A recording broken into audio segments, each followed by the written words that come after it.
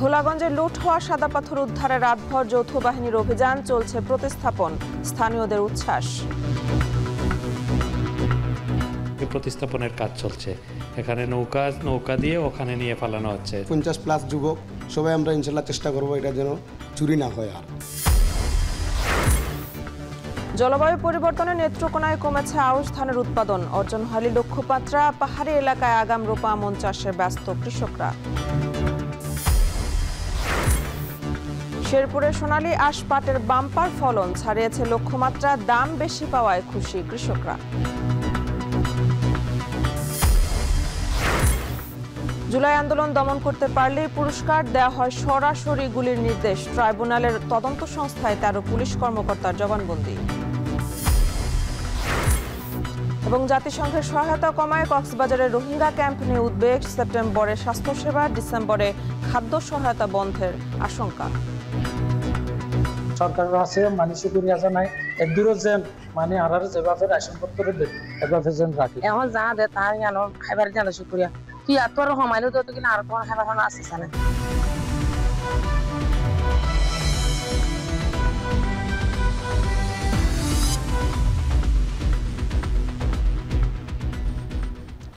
স্বাগত। এখন বাজারের পুরো আয়োজন জুড়ে সঙ্গে আছে আমি মেহেরিন অ্যানি। অবশেষে সিলেটের ভোলাগঞ্জের সাদা পাথর পর্যটন এলাকা লুট হওয়া পাথর উদ্ধারে অভিযানে নেমেছে যৌথ বাহিনী। উদ্ধার হওয়া পাথর পুনরায় প্রতিস্থাপনের কাজ শুরু হওয়ায় উচ্ছ্বাস প্রকাশ করেছেন স্থানীয় পর্যটন সংশ্লিষ্টরা। রাতভর ম্যাজিস্ট্রেটের তত্ত্বাবধানে মহাসড়কে তল্লাশি চালিয়ে বহু পাথরবাহী ট্রাক আটক করা হয়েছে।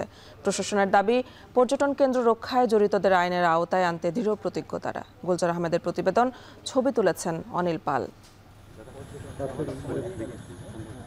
বৃহস্পতিবার মধ্যরাত সিলেটের সাদা পাথর পর্যটন এলাকার লুট হওয়া পাথর উদ্ধারে যৌথ বাহিনীর বিশেষ অভিযান। অভিযানের শুরুতেই বিজিবি, পুলিশ, র্যাব ও উপজেলার প্রশাসনিক কর্মকর্তাদের তৎপরতায় ভোলাগঞ্জের কালাইরাগ এলাকায় জব্দ করা হয় 12,000 ঘনফুট পাথর। উদ্ধার হওয়া পাথর নিজস্ব ব্যবস্থাপনায় প্রতিস্থাপনের জন্য নিয়ে যাওয়া হয় সাদা পাথরে। রাতভর চলে এই কার্যক্রম। স্যার নির্দেশে আমরা সবগুলা মাল স্পটে আনছি, আমরা মাঝিরা সব মিলিয়ে স্পট আনতেছি। এই যে সাদা পাথর স্পট যেখানে আছে, আমরা এখানে পুনরায় পাথর ফালানোর জন্য সন্ধ্যার পর থেকে প্রতিস্থাপনের কাজ চলছে, এখানে নৌকা দিয়ে ওখানে নিয়ে পালানো হচ্ছে। প্রশাসনের এমন উদ্যোগে সামিল স্থানীয়রাও। তারা বলছেন, অতীতে যা ঘটেছে তার পুনরাবৃত্তি যেন না হয়, সে লক্ষ্যে প্রশাসনের পাশাপাশি সাদা পাথর রক্ষায় কাজ করবেন তারাও। যা হইবার তো হয়েই গেছে, এখন আর মনে করেন যে এই স্পটটা যাতে আর কোনো কিছু না হয়। 50+ যুবক সবাই আমরা ইনশাল্লাহ চেষ্টা করবো এটা যেন চুরি না হয়। আর সবাই সম্মিলিতভাবে আগের মতন আমাদের যে ইয়েটা আছে এটা আমরা ফিরে পাবো। এদিকে লুট হওয়া পাথর যেন মহাসড়কে ট্রাকে করে নিয়ে যেতে না পারে, সেজন্য সিলেট ভোলাগঞ্জ সড়কে রাত 8টা থেকেই অভিযানে নামে সেনাবাহিনী। নির্বাহী ম্যাজিস্ট্রেটের নেতৃত্বে চলে বিশেষ তল্লাশি। শুধু তাই নয়, প্রতিটি বোঝাইকৃত ট্রাকের পাথর নামিয়ে পরীক্ষা নিরীক্ষা চলে রাতভর। সেনাবাহিনী বলছে, লুট হওয়া পাথর উদ্ধার না হওয়া পর্যন্ত তাদের কার্যক্রম চলবে। সাদা পাথর ভোলাগঞ্জ এরিয়া থেকে যেসব অবৈধভাবে যেসব পাথর উত্তোলিত হয়ে পরবর্তীতে ক্রাশ হয়ে এবং এই এলসিকৃত পাথরের সাথে সংমিশ্রণ করে দেশের বিভিন্ন জায়গায় পরিবহন করা হয়, তো এই পাথরগুলিকে জব্দ করার জন্য আমরা মূলত এখানে এই চেকপোস্টটি বসি। অভিযান পরিচালনাকারী নির্বাহী ম্যাজিস্ট্রেট বলছেন, ইতিমধ্যে চুরি হওয়া পাথর অন্য জায়গায় নিয়ে যাওয়ার প্রমাণ পেয়েছেন তারা। তবে যেসব পরিবহনে সাদা পাথর মিলছে তা জব্দ করে অভিযান শেষে আইনি ব্যবস্থা নেওয়ার কথাও জানান তিনি। 200 থেকে 250 ট্রাক এখানে হয়েছে, চেকিংয়ের জন্য রাখা হয়েছে। তো আমরা চেক করতেছি, আমরা ক্যাটাগরাইজ করতেছি যে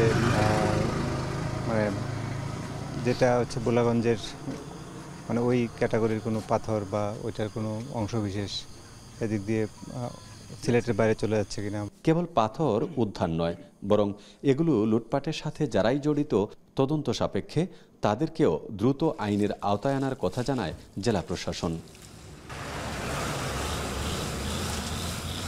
অবশেষে সকল জল্পনা কল্পনার অবসান ঘটিয়ে ছোট পরিসরে হলেও লুণ্ঠিত পাথর উদ্ধার করে প্রতিস্থাপনের কাজ শুরু করেছে প্রশাসন। এতে গিয়ে কিছুটা প্রশান্তির ছায়া খুঁজে পেয়েছেন স্থানীয়রা। তবে পাশাপাশি পর্যটক প্রেমীরা দাবি করছেন ভবিষ্যতে যাতে লুটেরাদের হাতে পড়ে এই জায়গা আর ক্ষতবিক্ষত না হয় সেই দিকে কঠোর নজরদারি রাখতে হবে প্রশাসনকে। গুলজার আহমেদ, এখন ভোলাগঞ্জ, সিলেট। মাগুরায় সরবরাহ বেশি থাকায় ছোট ইলিশ 200 টাকা কমে বিক্রি হচ্ছে। এছাড়াও সব ধরনের মাছের দাম কিছুটা কমেছে। অন্যদিকে পটুয়াখালীতে আলু, পেঁয়াজ, আদা, রসুন, তেল সহ বেশিরভাগ খাদ্যপণ্যের দাম কিছুটা বাড়তি। সপ্তাহ ব্যবধানে 5 থেকে 15 টাকা পর্যন্ত বেড়েছে পেঁয়াজ, আদা ও আটার দাম। এ নিয়ে বিস্তারিত জানাতে মাগুরার পুরাতন বাজার মাছের বাজার থেকে যুক্ত হচ্ছেন সহকর্মী বিশ্বজিৎ বাপি এবং পটুয়াখালীর কলাপাড়া পৌর বাজার থেকে যুক্ত হচ্ছেন সহকর্মী জসিম পারভেজ। প্রথমে যাচ্ছি বিশ্বজিতের কাছে। বিশ্বজিৎ, আপনি জানাবেন বাজারে কোন কোন মাছের দাম কমেছে, বেচা বিক্রি কেমন দেখছেন জানাবেন।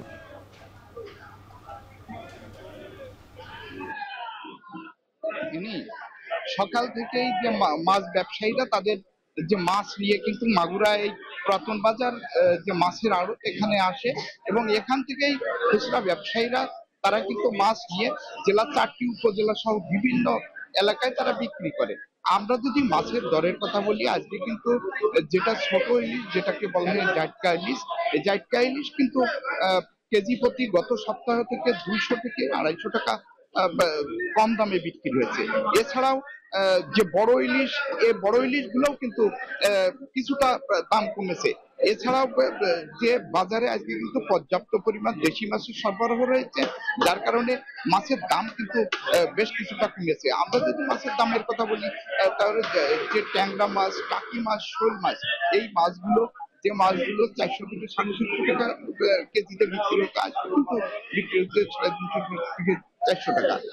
এছাড়াও যদি আমরা কই, শিং মাছ এবং মাগুর মাছের কথা বলি, মাগুর মাছ যেটা বিক্রি হয়েছে গত সপ্তাহে 600 থেকে 650 টাকা, আজকে সেটা বিক্রি হচ্ছে কিন্তু 500 থেকে 550 টাকা।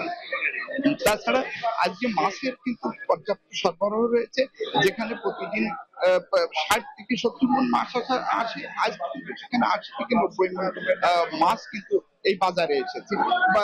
তবে মাছের তুলনায় কিন্তু বাজারে ক্রেতার সংখ্যা বেশ কিন্তু একটু কম দেখা যাচ্ছে। তো সবকিছু মিলিয়ে আমরা বাজার যেমনটি দেখেছি যে মাছের দাম কিন্তু বেশ কমে পেয়েছে। আমরা ব্যবসায়ীদের সাথে কথা বলেছি, তারা যেটা জানিয়েছে যে এখন পানির স্তর একটু নিচে নামায় জেলেদের জালে পর্যাপ্ত মাছ ধরা পড়ছে, আর পর্যাপ্ত মাছ ধরা পড়ার কারণে বাজারে মাছের সরবরাহ বেশি রয়েছে এবং সেই সাথে কিন্তু মাছের দাম কিছুটা কমতি রয়েছে। আর ইলিশ মাছ সমুদ্রে পর্যাপ্ত ধরা পড়ছে, যার কারণে ইলিশ মাছের সরবরাহ কিন্তু বেশ বেশি রয়েছে, যার কারণে কিন্তু ইলিশ মাছের দামও কমতি রয়েছে। সবকিছু মিলিয়ে আমরা যেটা বলতে পারি যে গত সপ্তাহ থেকে আজ কিন্তু মাছের দাম বেশ কিছুটা কম রয়েছে। এ ছিল মাগুরা মাছের বাজার থেকে সর্বশেষ। এবার খাদ্যপণ্যের খবর জানতে চলে যাব পটুয়াখালীতে জসিমের কাছে। জসিম, আপনি জানাবেন নিত্য প্রয়োজনীয় খাদ্যপণ্যের দাম কেমন দেখছেন আর দাম বাড়ায় ক্রেতাদের প্রতিক্রিয়া কেমন?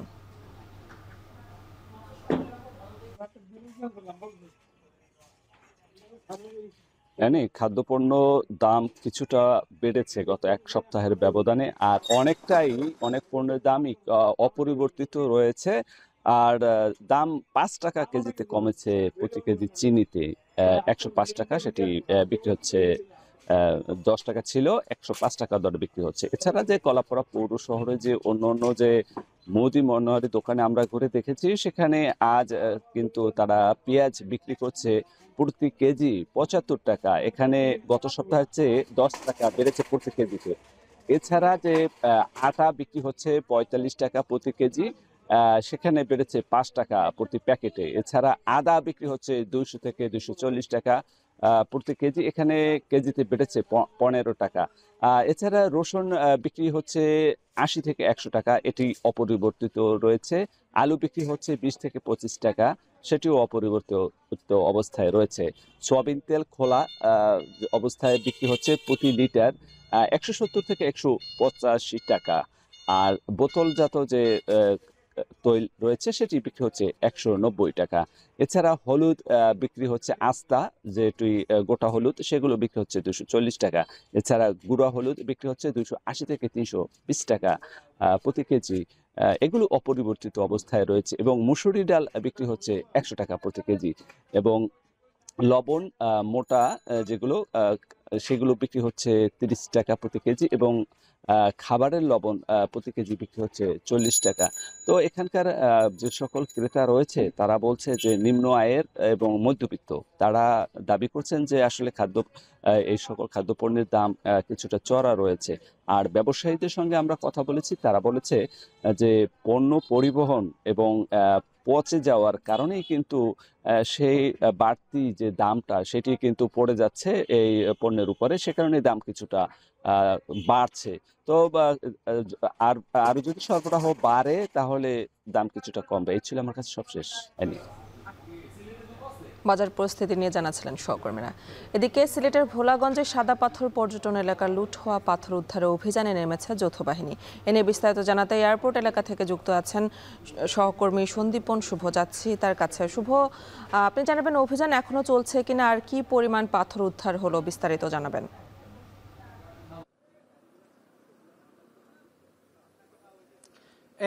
কালকে কিন্তু রাতভর এই যৌথ বাহিনীর যে অভিযান সেটি কিন্তু চলছে এবং ম্যাজিস্ট্রেটের নেতৃত্বে কিন্তু প্রতিটি ট্রাকগুলোকে তল্লাশি চালানো হয়েছে। এবং আপনি জানেন যে ইতোমধ্যে কিন্তু গত রাত্রির যে খবর সেটি হচ্ছে 12,000 ঘনফুট পাথর কিন্তু ইতোমধ্যে জব্দ করা হয়েছে এবং এখানে 130টি ট্রাককে এই মুহূর্তে কিন্তু আটকিয়ে তল্লাশি করা হচ্ছে বিভিন্নভাবে। এবং আমরা যেখানে রয়েছি বিমানবন্দর সংলগ্ন যে স্টেশন ক্লাব এলাকা, এখানে কিন্তু আমরা দেখতে পাচ্ছি যে ট্রাকের সারি সারি ট্রাক রয়েছে এখানে এবং এখানে বিশেষ করে সেনাবাহিনীর সাথে অন্যান্য বাহিনীও রয়েছে। তবে সেনাবাহিনীর আধিক্যই এই মুহূর্তে বেশি লক্ষ্য করা যাচ্ছে।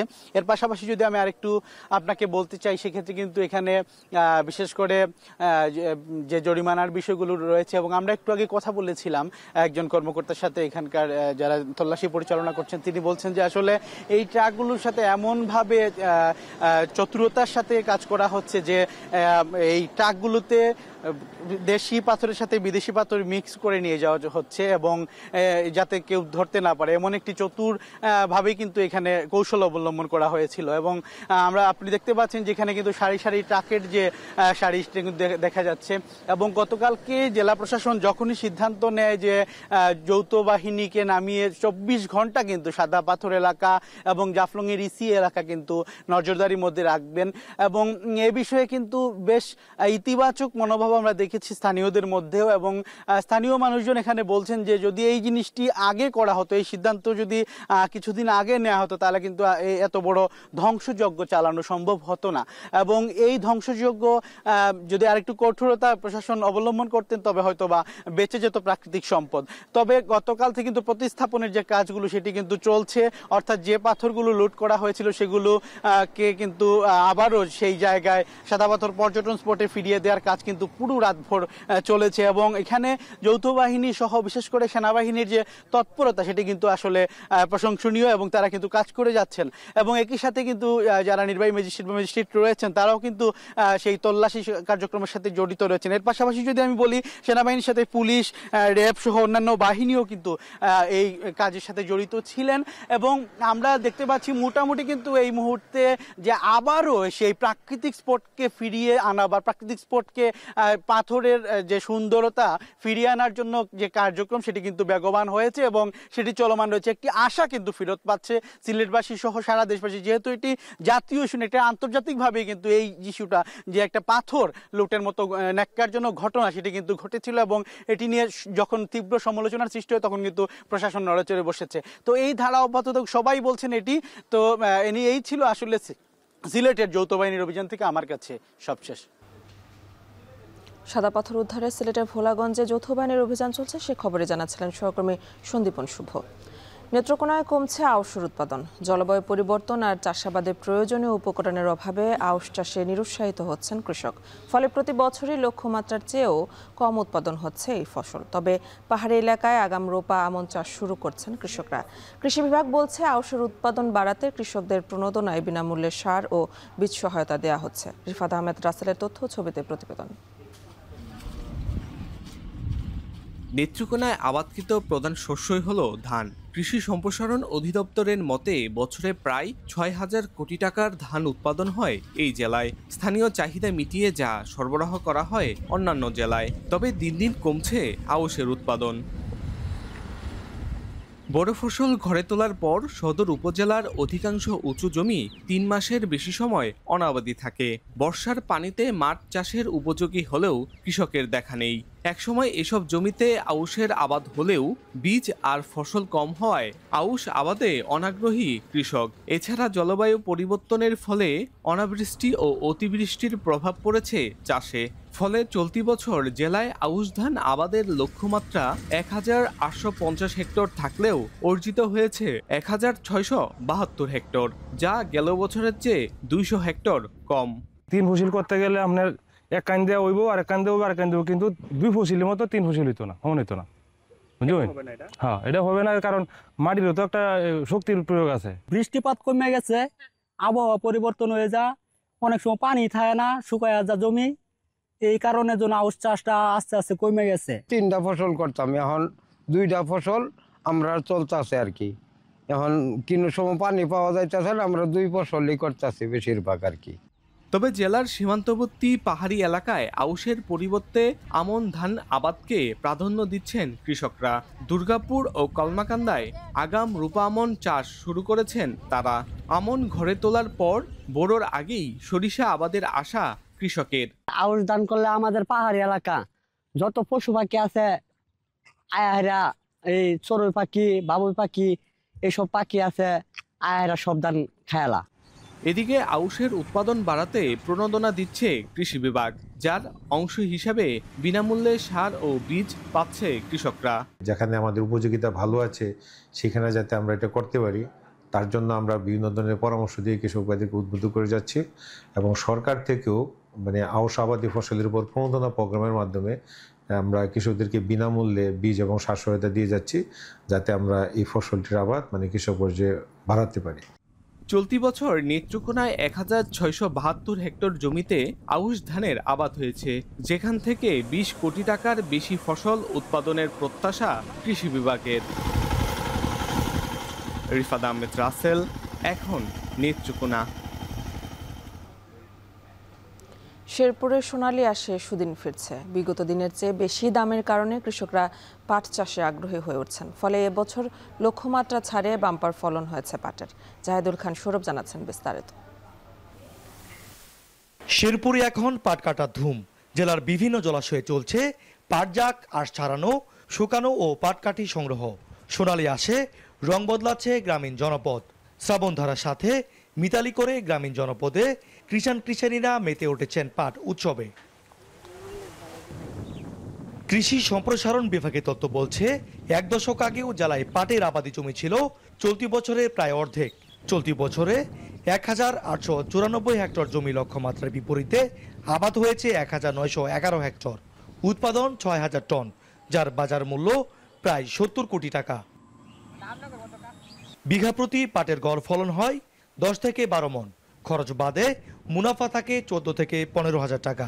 এছাড়া পাটখড়ির আটি 50 থেকে 60 টাকা দরে বিক্রি করে হচ্ছে বাড়তি আয়। কৃষকরা বলছেন পাটের দাম না কমাতে সরকারের কঠোর নজরদারি প্রয়োজন। তা না হলে কৃষকের আগ্রহ কমার পাশাপাশি পাটের ন্যায্য দাম থেকে বঞ্চিত হবেন তারা। খুচরা পাইকাররা এরা বিভিন্ন মহলে যায়, বিভিন্নভাবে ওরা কম দামে কিনে নেয়, তারপরে মহাজনের কাছে, বড় মহাজনের কাছে বিক্রি করে। কিন্তু আমরা ন্যায্য দামটা পাই না।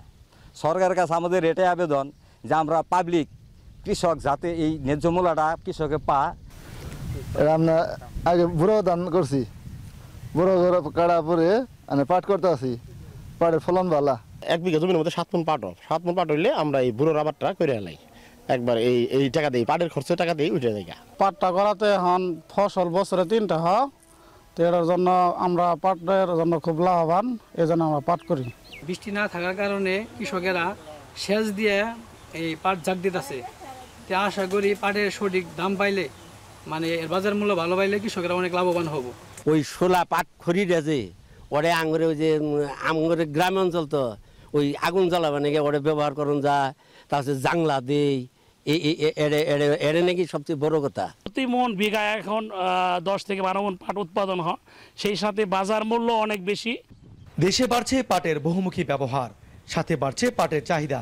পাট জাগ সহ নানা বিষয়ে কৃষকদের পরামর্শ দিতে মাঠে রয়েছে কৃষি কর্মকর্তারা। মধ্যে পাটের কর্তন শুরু হয়েছে এবং ফলন তুলনামূলকভাবে ভালো, তবে বৃষ্টিপাত কম হয় এই বছর পাট জাগ দিয়ে কৃষকরা একটু বিড়ম্বনার শিকার হচ্ছে। আমরা কৃষি বিভাগ তাদেরকে যেখানে পানি আছে সেই পানিতে পাট জাগ দেওয়ার পরামর্শ দিচ্ছি। আর পাশাপাশি কৃষকদের আমরা নিয়মিত মাঠ মনিটরিং করাই, রোগ বালাই পোকামাকড় কম ছিল এবং এই বছর পাটের দাম তুলনামূলকভাবে ভালো। চলতি বছর পাটের চাষ বাড়াতে প্রায় 7,000 কৃষকদের মধ্যে কৃষি প্রণোদনা কর্মসূচির আওতায় 1 কেজি করে পাট বীজ ও 12 কেজি করে রাসায়নিক সার দিয়েছে পাট অধিদপ্তর। জাহিদুল খান সৌরভ, এখন শেরপুর। গেল বছরের জুলাই আগস্টে প্রায় প্রতিদিন আন্দোলনরত ছাত্র জনতার উপর চাইনিজ রাইফেল চালানোর নির্দেশ দেন সাবেক ডিএমপি কমিশনার হাবিবুর রহমান এবং তৎকালীন যুগ্ম পুলিশ কমিশনার সুদীপ কুমার চক্রবর্তী। যে দমন করতে পারবে জুলাই আন্দোলন সেই পাবে পুরস্কার। আন্তর্জাতিক অপরাধ ট্রাইব্যুনালে তদন্ত সংস্থায় 13 পুলিশ কর্মকর্তার জবানবন্দিতে উঠে এসেছে এমন তথ্য। মশিউর অনেক জানাচ্ছেন বিস্তারিত।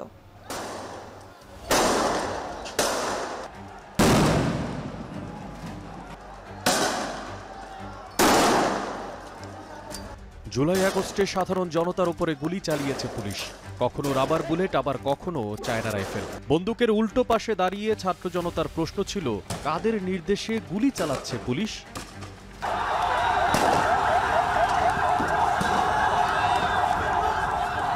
এখন টিভির হাতে এসেছে সেই সময় দায়িত্বে থাকা খোদ পুলিশ সদস্যদের জবানবন্দি, যারা এখন আন্তর্জাতিক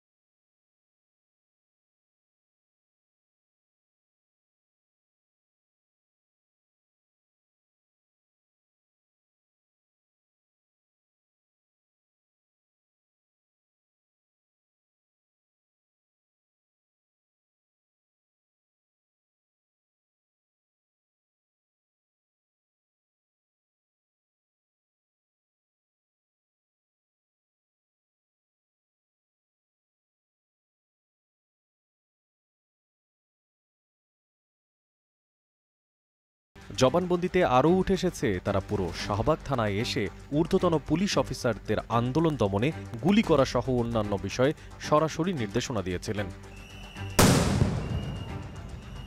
আইন শৃঙ্খলা বাহিনীর সদস্যদের কোনো কারণ ছাড়াই সাউন্ড গ্রেনেড, গ্যাস গান ও শর্ট গান দিয়ে গুলি করার পাশাপাশি হুমকি দেন যারা গুলি চালাচ্ছিল না তাদেরকেও। এর আগেই 17 ও 18 জুলাই সাবেক ডিএমপি কমিশনার হাবিবুর রহমান সকল অফিসারদের ছাত্র আন্দোলন দমনে সর্বোচ্চ বল প্রয়োগের নির্দেশ দিয়েছিলেন। এমনকি নিলিং পজিশনে গিয়ে চায়না রাইফেল দিয়ে গুলির নির্দেশ দিতেন তিনি ঘোষণা দেন, আন্দোলন দমনে সর্বোচ্চ বল প্রয়োগকারীরা পাবেন অর্থ পুরস্কার।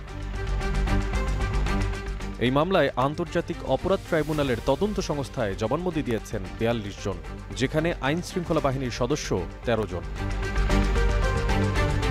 এছাড়াও প্রতিদিনই বারবার ওয়্যারলেস বেতারে ডিএমপি কমিশনার নির্দেশনা দিতে থাকেন সর্বোচ্চ বল প্রয়োগের। এমন অনেক চাঞ্চল্যকর তথ্য উঠে এসেছে সাক্ষীদের জবানবন্দিতে।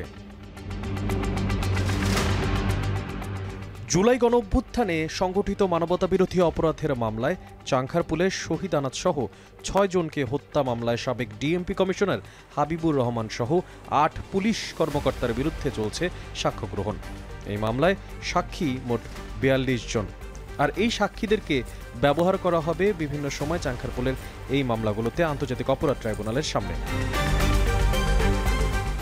মশিউর অনিক, এখন, ঢাকা।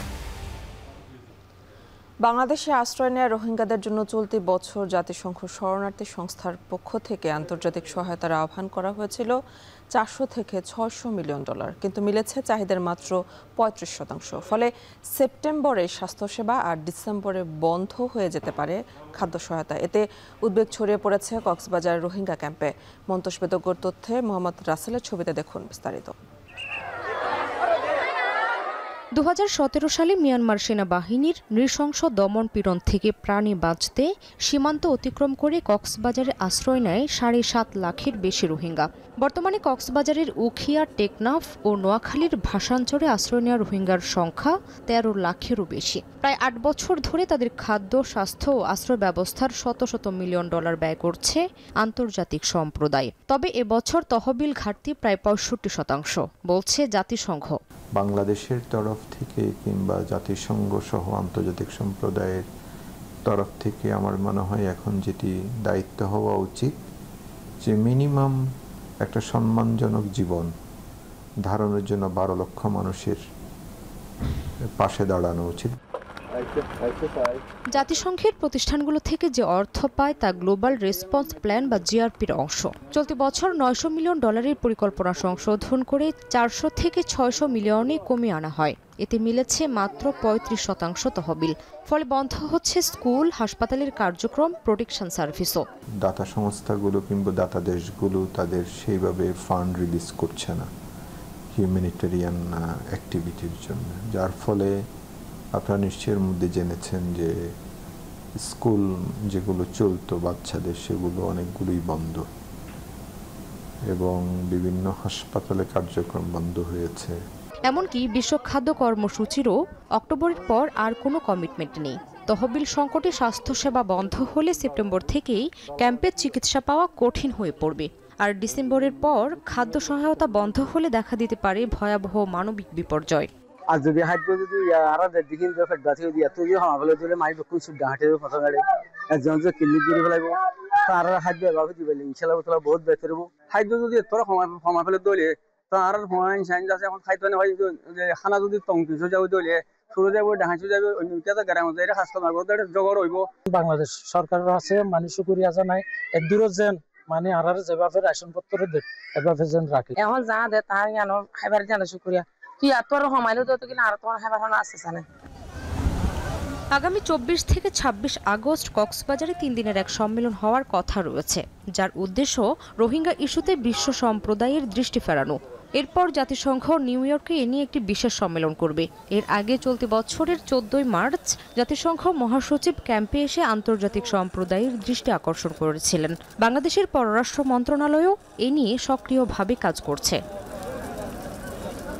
সংশ্লিষ্টরা বলছেন, দ্রুত প্রত্যাবাসন প্রক্রিয়া শুরু না হলে সংকট আরও ঘনীভূত হবে। তহবিল ঘাটতি দূর করতে দ্রুত পদক্ষেপ না নিলে বিশ্বের সবচেয়ে বড় আশ্রয় শিবিরে ভয়াবহ মানবিক বিপর্যয় দেখা দেবে বলেও আশঙ্কা তাদের।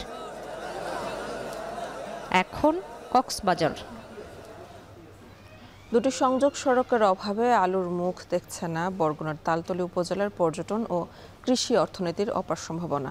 এ কারণে পায়রায় চালু হচ্ছে না তালতলীর সঙ্গে বরগুনা সদরের ফেরি চলাচল। এতে উৎপাদিত কৃষি পণ্যের ন্যায্য দাম পাচ্ছে না কৃষক, ব্যাহত হচ্ছে পর্যটন বাণিজ্য। জিয়াদ মাহমুদের প্রতিবেদন, ছবি তুলেছেন SM সিফাত। সাগর, নদী আর সবুজে ঘেরা বরগুনার তালতলী। শুভ সন্ধ্যা সমুদ্র সৈকত, ট্যাংরাগিরি ইকো পার্ক, রাখাইন পাড়া ও নিড্ডার চর সহ পর্যটনের নানা অনুষঙ্গের উপস্থিতি পর্যটকদের হাতছানি দেয়। রয়েছে কৃষি ও মৎস্য ভিত্তিক বাণিজ্যেরও বিশাল সম্ভাবনা। তবে সদরের সাথে সরাসরি ফেরি যোগাযোগ না থাকায় সকল সম্ভাবনা আটকে আছে। ফেরি চলাচল ব্যবস্থা থাকতো তাহলে আমরা এখান থেকে বাসে সরাসরি তালতলীতে যেতে পারতাম। এলজিডির যে কর্তৃপক্ষ রয়েছে তাদের গাফলতি রয়েছে, তাদের গাফলতির কারণে কিন্তু আজকের এই রাস্তাটি বন্ধ এবং অকেজ হয়ে রয়েছেন। আমাদের খেয়ায় 50 করে 100 টাকা দিতে হয় প্রতিদিন। যোগাযোগ ব্যবস্থায় যদি একটি ফেরি থাকে তাহলে হচ্ছে বরগুনার সাথে তালতলীর একটা বন্ধন তৈরি হবে এবং এই ক্ষেত্রে তালতলীর মান উন্নয়ন হবে। জেলা প্রশাসন বলছে তালতলী থেকে বগি পর্যন্ত নির্মাণাধীন সড়ক ও পায়রা নদীর দুপারে সংযোগ সড়ক নির্মাণ হলেই চালু হবে ফেরি চলাচল। অন্যদিকে বরাবরের মতোই বরাদ্দ পেলে সড়ক নির্মাণের কথা জানায় স্থানীয় সরকার প্রকৌশল অধিদপ্তরের কর্মকর্তা। তালতলী বগি রাস্তাটির কাজ এখন চলমান রয়েছে। আগে শুরুর দিকে কাজের অগ্রগতি কম ছিল, এখন যেহেতু বর্ষা মৌসুম চলছে, বর্ষাটা খুব ভারী বর্ষা ছিল, যে কারণে কাজের অগ্রগতি ব্যাহত হয়েছে। কাজটা আমরা আশা করছি যে আগামী শুকনা মৌসুম অর্থাৎ ডিসেম্বরের মধ্যে কাজটি শেষ করা যাবে। আর কি চালিত তলি বগি ফেরিঘাট সেটি আসলে ওই পারে আমাদের প্রায় 1.5 কিলোমিটারের মতো রাস্তা, যেটা সংযোগ সড়ক আর কি, যেটা লোকাল গভর্নমেন্ট মিনিস্ট্রি বাস্তবায়ন করবে এলজিডির মাধ্যমে। তো সেটি আসলে এখনও শুরু হয়নি এবং সম্পন্ন করতে পারিনি। ওইটা যদি আমরা শুরু করতে পারি, অর্থাৎ এই সংযোগ সড়কের কাজটি যদি আমরা সম্পন্ন করতে পারি, তাহলে আমরা খুব দ্রুত ফেরি চলাচল করতে পারব। তালতলীর মানুষের আশা, সড়কের কাজ দ্রুত শেষ হওয়ার পাশাপাশি চালু হবে বহুল প্রত্যাশিত ফেরি চলাচল। আর ফেরি চালু হলেই বদলে যাবে এই অঞ্চলের যোগাযোগ ও উন্নয়নের চিত্র। পর্যটন ছাড়াও স্বাস্থ্য, শিক্ষা ও ব্যবসা বাণিজ্যে আসবে নতুন মাত্রা। জিয়াদ মাহমুদ, এখন বরগুনা। ময়মনসিংহে বিশেষ চাহিদা সম্পন্ন নারীদের হাতে তৈরি হচ্ছে নান্দনিক কারুপণ্য। চোখ জোড়ানো ডিজাইন এবং মানে অনন্য হওয়ায় এসব পণ্য যাচ্ছে ফ্রান্স, জাপান, বেলজিয়াম সহ ইউরোপ ও আমেরিকার বিভিন্ন দেশে। সরকারি পৃষ্ঠপোষকতা সহ কারখানা নির্মাণের জায়গা পেলে প্রতিবন্ধী নারীদের ব্যাপক কর্মসংস্থান তৈরির সুযোগ হবে বলে জানান সংশ্লিষ্টরা। তবে জেলা সমাজসেবা অধিদপ্তরের উপপরিচালক জানান, প্রতিষ্ঠানের উন্নয়নে বিভিন্ন সহযোগিতা অব্যাহত আছে। বিস্তারিত ইমতিয়াজ আহমেদের প্রতিবেদনে ছবি তুলেছেন জাহাঙ্গীর আকন্দ। জানি না সিরে ডই কখন এসেছি, প্রাণের মাঝে ডোলা দিয়েছি। তাঁতের সূক্ষ্ম বুননের ফাঁকে গুনগুন করে গাইছেন গান, হাসি ঠাট্টায় মাতিয়ে রাখেন চারপাশ। নেত্রকোনার সুসং দুর্গাপুরের রানীখংয়ের বাসিন্দা নপালি চাম্বুগং। ময়মনসিংহ নগরীর কাচিঝুলির জয়নুল রোডের পুরনো একটি বিল্ডিংয়ে প্রতিবন্ধী আত্ম উন্নয়ন সংস্থায় কার্পেট বুননের কাজ করেন এই তরুণী। জন্মের পর থেকেই পোলিওতে আক্রান্ত নপালির হতদরিদ্র পরিবার তাকে 13 বছর বয়সে রেখে যান এখানে। 35-এ পা রাখা নপালি এখন নিজে বুনেন নান্দনিক ডিজাইনের সব কার্পেট। কাজ শিখতে ভালো লাগছে, কাজ শিখছে, আমি এখানে শিখে আমার নিজে পায়ে নিজে দাঁড়াইছে। আমি কার্পেটও করি, ফাঁকে আমি সেলাইও করি। আর আমার কাজ কার্পেট যে কাজ করি, এটা দেশের বাইরে যায়। শুধু নপালি নয়, অনেকেই আছেন যারা কথা বলতে পারেন না, কেউ কানে শোনেন না, আবার কেউ জটিল রোগে আক্রান্ত। কিন্তু তাদের হাতেই তৈরি হচ্ছে চোখ ধাঁধানো বাহারি ডিজাইনের কার্পেট, মেয়েদের ব্যাগ সহ কারুপণ্য। ঝুট, পুরনো কাপড়, রিসাইকেল সুতা সহ বিভিন্ন উপকরণ দিয়ে এইসব পণ্য তৈরি করা হয়। 2020 সালে সমাজসেবা অধিদপ্তর থেকে প্রতিবন্ধী আত্ম উন্নয়ন সংস্থার নিবন্ধন নেওয়া হয়। এরপর 2022 সাল থেকে প্রতিবন্ধী নারী শেফালি আক্তারের হাত ধরে 5 থেকে 6 জন নারীকে নিয়ে পথচলা শুরু হয় এই প্রতিষ্ঠানটির। বিভিন্ন বিষয়ে প্রতিবন্ধীদের সেলাই, কম্পিউটার প্রশিক্ষণ ও অন্যান্য কারিগরি প্রশিক্ষণের ব্যবস্থা করে থাকে এই সংস্থা। এছাড়া প্রজাপতি ক্রাফট নামে রয়েছে তাদের নিজস্ব শোরুম। সেখানে বিক্রি হয় তৈরি পুতুল, কার্পেট, মোমবাতি সহ বিভিন্ন জিনিসপত্র। এসব পণ্য যাচ্ছে বেলজিয়াম, ফ্রান্স, জাপান সহ ইউরোপ ও আমেরিকার বিভিন্ন দেশে। রক্ত লাগে আমার 3 মাস পরে রক্ত লাগে। পরে চিকিৎসা কি একটু সমস্যা আছে, পরে এখানে আসে কাজ কইরা ওখানে আমি রক্ত নিজের চিকিৎসা নিজেই করতে পারি। বাসায় বসে ছিলাম, চলতে পারতাম না। 18 সাল থেকে আসে এখানে কাজ শিখছি। সরকার আর একটু দিলে আমরা আরো চলতে পারতাম। মানভেদে এক একটি কার্পেট 2000 থেকে 20,000 টাকা পর্যন্ত বিক্রি করা হয়। এছাড়া পুতুল, শিকে, আঁকা ছবি, পাটের তৈরি ব্যাগের দাম 300 থেকে 1000 টাকার মধ্যে। অনলাইনের মাধ্যমে নিজস্ব ওয়েবসাইট থেকে পণ্যের বিভিন্ন ডিজাইনের ক্যাটালগ পাঠানো হয় বায়ারদের কাছে। বায়ারদের পছন্দ হলে অর্ডার কনফার্ম করে প্রতিষ্ঠানটি। তবে ভবনের বেহাল অবস্থার কারণে ভারী বৃষ্টিতে নষ্ট হয় মূল্যবান মালামাল।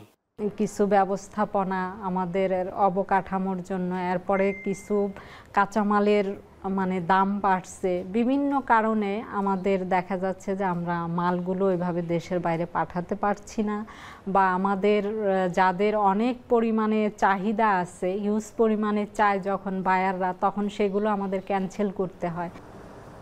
এদিকে সমাজসেবা অধিদপ্তরের উপপরিচালক জানান, সমাজের অসচ্ছল বিশেষ চাহিদা সম্পন্নদের জীবনমান উন্নয়নে বিভিন্ন প্রকল্প চলমান আছে। এছাড়া প্রতিষ্ঠানটির খোঁজ নিয়ে সমাজসেবা অধিদপ্তরের পক্ষ থেকে সব ধরনের সহযোগিতার আশ্বাসও দেন তিনি। তাদের এই কাজের কাছে আমাদের সহযোগিতা সবসময় থাকবে। কি ধরনের আরও হেল্প প্রয়োজন সেগুলো যদি তারা আমাদেরকে জানায়, আমরা হয়তো আমাদের থেকে যেতটুকু দেওয়া দরকার আমরা অবশ্যই তাদেরকে হেল্প করব। প্রতিবন্ধী আত্ম উন্নয়ন সংস্থায় বর্তমানে 250 জন সদস্য রয়েছে, যাদের সবাই বিশেষ চাহিদা সম্পন্ন মানুষ। ইমতিয়াজ আহমেদ, এখন, ময়মনসিংহ। আগামী 31 আগস্ট বাংলাদেশ সফরে আসছেন ইতালির প্রধানমন্ত্রী জর্জিয়া মেলোনি। বিষয়টি নিশ্চিত করেছে দেশটির সরকার। বাংলাদেশ ও ইতালির মধ্যে দ্বিপাক্ষিক সম্পর্ক উন্নয়ন সহ অভিবাসন, বাণিজ্য, নিরাপত্তা ও প্রতিরক্ষা খাতে পারস্পরিক সহযোগিতার বিষয়ে আলোচনা হতে পারে। সফরে বৈঠক করবেন অন্তর্বর্তী সরকারের প্রধান উপদেষ্টা ডক্টর মোহাম্মদ ইউনূসের সঙ্গে।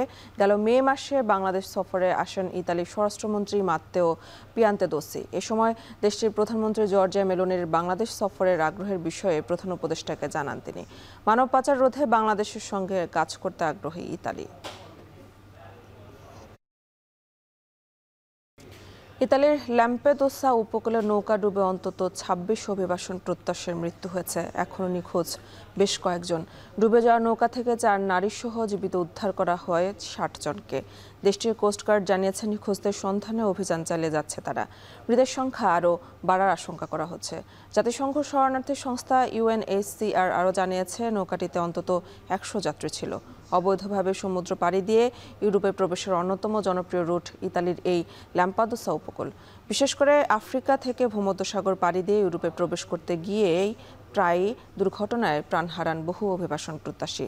চলতি বছরের শুরু থেকে এখন পর্যন্ত ভূমধ্যসাগরে পাড়ি দিতে গিয়ে মারা গেছেন 6 শতাধিক মানুষ।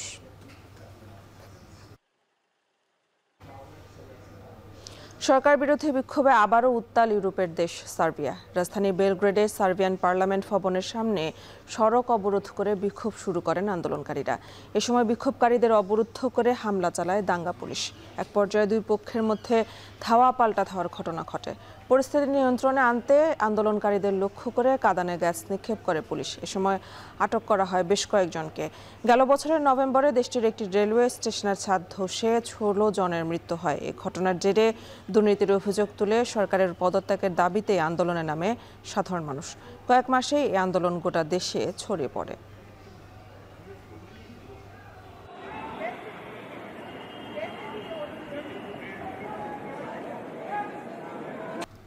বাস্তুচ্যুত গাজাবাসীর দুর্ভোগ আরও বাড়িয়েছে তীব্র তাপপ্রবাহ। বিদ্যুৎহীন অবস্থায় গ্রীষ্মের তাপে সংগ্রাম করছেন অন্তত 20 লাখ ফিলিস্তিনি।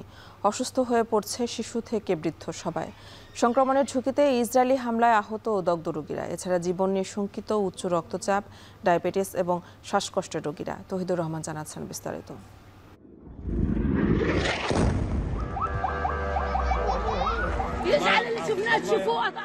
ইসরায়েলি আগ্রাসনে বাস্তুচ্যুত হয়ে অস্থায়ী তাঁবুর বাসিন্দা গাজার লাখ লাখ মানুষ। খাদ্য, সুপেয় পানি, চিকিৎসা সামগ্রী ও জ্বালানি সংকটের মধ্যে তীব্র তাপপ্রবাহ দুর্ভোগের মাত্রা বাড়িয়েছে কয়েক গুণ। অসহনীয় গরমে দিশেহারা অনেক শিশু, আবার অনেক উপায় না পেয়ে সাগরের লোনা পানিতে ঝাঁপ দিচ্ছে একটু প্রশান্তির খোঁজে। এতে করে গরম থেকে মুক্তি তো মিলছেই না, উল্টো পেটে সংক্রমণ এবং গায়ে ফুসকুড়ি সহ আক্রান্ত হচ্ছে নানা ধরনের চর্মরোগে। وشايف الشوب كيف أولادي طول نهارهم في الرمل وصار معاهم। বিদ্যুৎ না থাকায় প্রচণ্ড গরমকে উত্তপ্ত চুলার সঙ্গেও তুলনা করছেন কেউ কেউ। আবার অনেক গাজাবাসী বলছেন, কাটা ক্ষততে লবণের ছিটা দিলে যে যন্ত্রণা হয়, গরমে বালিতে বসবাস করে সেই কষ্ট ভোগ করছেন তারা। রাতেও গা জুড়ানোর কোনো উপায় নেই। এই অবস্থায় জীবন ঝুঁকিতে উচ্চ রক্তচাপ, ডায়াবেটিস ও শ্বাসকষ্টের রোগীরা। والله وهذا اقسم بالله يعني شوف كيف دايخ خي مرمي من الشوق. الظهريه بروح بنام على الشط البحر على الرمل، وفي الليل بقعد يصرخ كمان مش بس الظهر الشوق. في الشارع عشان معاي ضغط وسكر، رفة قلب، انخنقت الليل من الخيمة وطلعت والله هي قعدت هنا. ইসরায়েলি গণহত্যা ও ধ্বংসযজ্ঞের মধ্যে জলবায়ুর ক্ষতিকর প্রভাবে ধুঁকছেন অনেক আহত গাজাবাসীও। বর্বর হামলায় ঝলসে যাওয়া রোগীদের ব্যথা আরও অসহনীয় করে তুলছে গরম আবহ। ঘামে ভিজে ক্ষত শুকাতে যেমন সময় লাগছে, তেমনি ঝুঁকি বাড়ছে সংক্রমণের।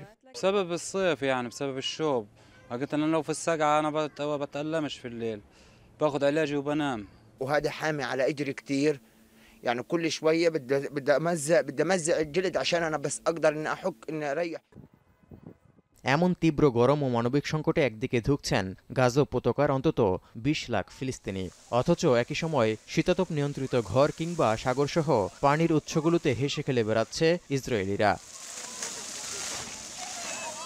তৌহিদুর রহমান, এখন বিশ্ব। শেষ করবো এখন বাজে, তবে তার আগে শিরোনামগুলো আরো একবার। ভোলাগঞ্জে লুট হওয়া সাদা পাথর উদ্ধারে রাতভর যৌথ বাহিনীর অভিযান, চলছে প্রতিস্থাপন। মহাসড়কে তল্লাশি চালিয়ে আটক শতাধিক ট্রাক। জলবায়ু পরিবর্তনে নেত্রকোনায় কমেছে আউশ ধানের উৎপাদন, অর্জন হয়নি লক্ষ্যমাত্রা। পাহাড়ি এলাকায় আগাম রোপা আমন চাষে ব্যস্ত কৃষকরা। শেরপুরে সোনালী আঁশ পাটের বাম্পার ফলন, ছাড়িয়েছে লক্ষ্যমাত্রা। দাম বেশি পাওয়ায় খুশি কৃষকরা। জুলাই আন্দোলন দমন করতে পারলে পুরস্কার দেওয়া হয় সরাসরি গুলির নির্দেশ। ট্রাইব্যুনালের তদন্ত সংস্থায় ১৩ পুলিশ কর্মকর্তার জবানবন্দি। এবং জাতিসংঘের সহায়তা কমায় কক্সবাজারের রোহিঙ্গা ক্যাম্প নিয়ে উদ্বেগ। সেপ্টেম্বরের স্বাস্থ্যসেবা, ডিসেম্বরে খাদ্য সহায়তা বন্ধের আশঙ্কা। সরকারের আছে মানুষের করিয়া জানায় এক দূর যেন মানে আর যেভাবে রেশনপত্র দেয় এভাবে যেন রাখি। এখন যা দে তাই জানো খাইবার জানো শুক্রিয়া তুই এত সমাইলো তো কিনা আর কোন খাইবার আসিস না।